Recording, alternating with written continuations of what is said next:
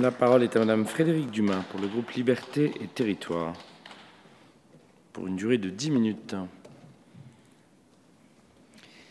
Merci, Monsieur le Président, Monsieur le Ministre, Mesdames et Messieurs les présidents de commission, Mesdames les rapporteurs, chers collègues.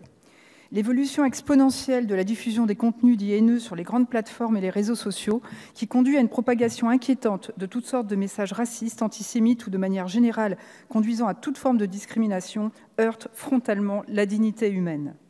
Tout le monde s'accorde sur ce constat. La situation actuelle n'est plus tolérable, elle n'est tout simplement plus acceptable. Favorisés par l'anonymat, certains comportements sont désinhibés et donnent l'impression à l'utilisateur d'être à l'abri de la loi. C'est ainsi que des propos sont tenus en ligne alors qu'ils ne le seraient jamais dans la vie quotidienne.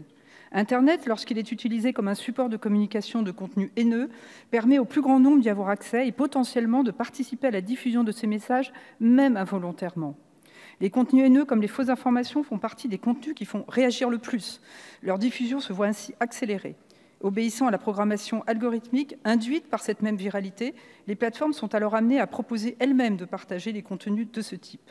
Face à ce phénomène, ce qui apparaît avant tout, c'est notre impuissance à l'endiguer, à y apporter des réponses concrètes. Le diagnostic le plus partagé est qu'il est difficile d'apporter une réponse judiciaire rapide face à la vitesse de propagation des contenus. Mais il existe deux autres raisons de fond qui sont malheureusement balayées du revers de la main. Première raison, le fait qu'il existe une difficulté réelle à qualifier juridiquement une partie des signalements. Si 80 à 90% des retraits de contenus manifestement illicites peuvent être retirés en 24 heures grâce à des algorithmes et des équipes de modération, 10 à 20% appartiennent à la zone dite grise, où l'interprétation est nécessaire. Deuxième raison, la facilitation et l'accélération de la production et de la diffusion de contenus haineux sur Internet est la conséquence d'une stratégie qui est intrinsèquement, directement liée au modèle d'affaires, au business model des géants du numérique concernés. Comme le décrit parfaitement Bruno Patinaud dans son livre « La civilisation du poisson rouge », l'accélération a remplacé l'habitude par l'attention et la satisfaction par l'addiction. Elle détruit peu à peu tous nos repères, nos rapports aux médias, à l'espace public, au savoir, à la vérité, à l'information. Le cœur du réacteur est l'économie de l'attention, sa captation. Elle repose sur l'étude et l'exploitation de nos données et de nos propres biais cognitifs et comportementaux. Or, que proposez-vous pour répondre à ces trois enjeux majeurs ? Vous ne proposez pas de questionner le cœur du modèle économique de ces nouveaux empires. Vous ne proposez ni d'investissement majeur dans l'éducation permettant de développer l'esprit critique, ni de pistes de régulation de ces modèles qui dessinent le monde de demain.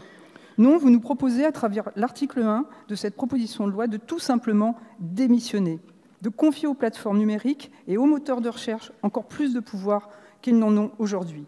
D'un côté, vous ne cessez de dénoncer le pouvoir toujours plus grand pris par les GAFAM. Vous vous inquiétez de la place que pourrait prendre Facebook en créant Libra, une crypto-monnaie qui pourrait mettre à mal la souveraineté des monnaies nationales. Mais de l'autre côté, en le revendiquant même haut et fort, vous nous proposez de transférer aux moteurs de recherche et aux plateformes le pouvoir du juge, celui qui réside notamment dans le pouvoir d'appréciation, ce qui participe de l'élaboration de la jurisprudence. Vous mettez pratiquement entre leurs mains des pouvoirs de police. Ce que vous proposez, c'est de changer fondamentalement notre logiciel et de remettre ainsi en cause ce sur quoi notre démocratie repose depuis 200 ans, depuis la Déclaration des droits de l'homme. Comme nous le rappelle l'avocat Christophe Bigot, le seul champ d'application du délit d'incitation à la haine raciale a changé 4 fois en une quinzaine d'années. Le juge a oscillé selon les époques entre la sanction de toute expression faisant naître un sentiment de rejet et la limitation de la répression à la seule exhortation à commettre un acte de violence, de haine ou de discrimination. Comment les modérateurs des opérateurs privés aborderont ces évolutions subtiles qu'il faut suivre au jour le jour ? Ils ne le pourront d'évidence pas et par sécurité, au regard des sanctions, appliqueront le principe de précaution, la censure. La capacité d'interprétation, le pouvoir de qualification ne sont simples ni pour le juge ni pour les autorités administratives qui sont par ailleurs dépourvues de moyens financiers et humains pour les exercer sereinement et efficacement. Cela est encore moins simple pour le citoyen, à qui il est pourtant demandé également de qualifier les infractions. Et ce que les juges et les autorités administratives avouent ne pas toujours pouvoir ou savoir faire, vous acceptez de le confier sans retenue aux plateformes en leur donnant un pouvoir de retrait en 24 heures de tout contenu qu'ils auraient jugé manifestement illicite, ce que vous habillez du mot « responsabilisation ». Le dispositif de sanction, d'abus de signalement que vous proposez pour y remédier est avant tout un dispositif d'affichage qui sera soit inopérant, soit un dispositif qui conduira cette fois-ci à l'autocensure.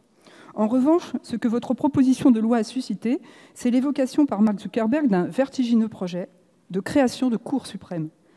Mark Zuckerberg a en effet proposé de créer une entité dite indépendante, mais dépendante toutefois de Facebook, qui serait amenée à juger les conflits sur les contenus.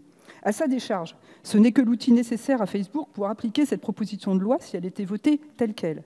En effet, la seule manière d'évoluer à ce jour entre les millions de personnes qui signalent un contenu en vue de son retrait et ceux qui contestent le retrait est pour la plateforme amenée à opérer des retraits en 24 heures de créer un espace où s'élaborerait une jurisprudence internationale. Pourtant, cette jurisprudence internationale est par essence impossible à concevoir du fait des sensibilités et des conceptions si différentes que l'on se fait dans le monde entier des notions auxquelles se réfère la loi. Vous risquez, sans être véritablement conscient, d'être à l'origine de la fabrication d'un véritable monstre.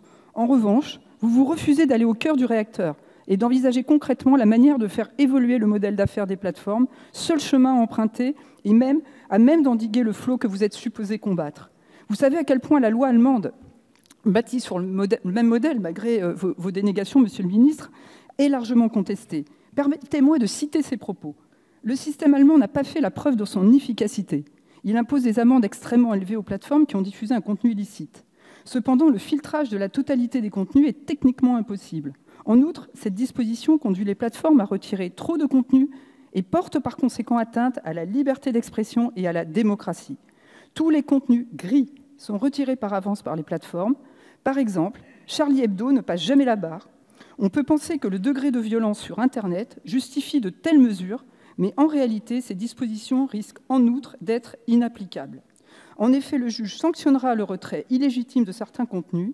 Les grandes plateformes seront alors prises en tenaille entre une loi qui sanctionne très sévèrement les contenus illégaux et une jurisprudence qui sanctionne le retrait de contenus licites. Les compliance departments des plateformes américaines ne peuvent pas gérer une telle situation. Qui a prononcé ces paroles, Monsieur le ministre? Un opposant dont vous dénoncerez par essence l'esprit partisan? Ce sont vos propres propos, Monsieur le ministre, lorsque vous avez été auditionné devant la commission des lois lors de l'examen de cette proposition de loi. Vous avez par ailleurs précisé que l'approche qui consiste à sanctionner les contenus individuels rencontre des limites et que la situation était analogue à celle de la régulation bancaire. En effet, une banque n'est pas tenue pour responsable de chaque virement frauduleux, mais elle doit mettre en œuvre un mécanisme de supervision qui détecte effectivement de tels virements. Il s'agit là d'une obligation de moyens et non de résultats.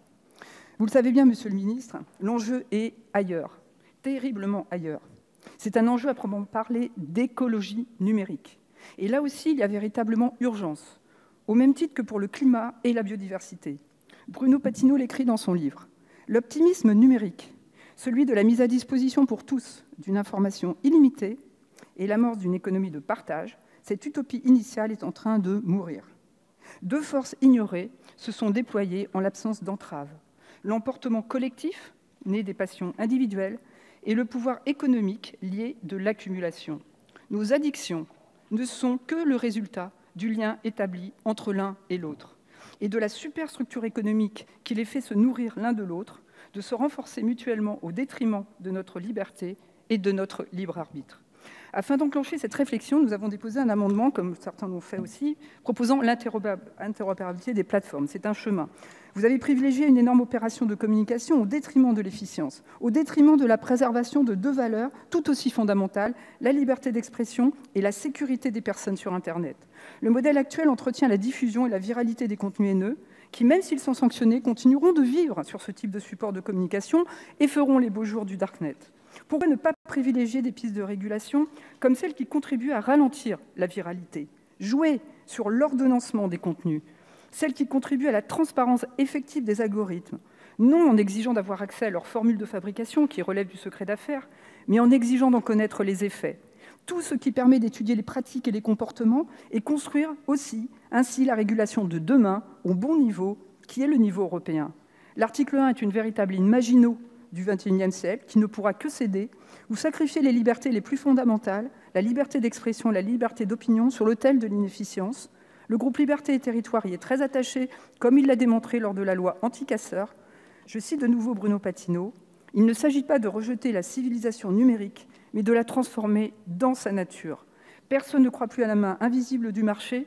Il est temps de ne plus croire non plus à cette utopie qu'est la main invisible du réseau, au fait que le réseau, de façon quasi magique, corrigerait ses propres erreurs. » Là est le véritable enjeu en amont. Je vous remercie. Nous passons la parole à Monsieur Alexis Corbière pour la France Insoumise.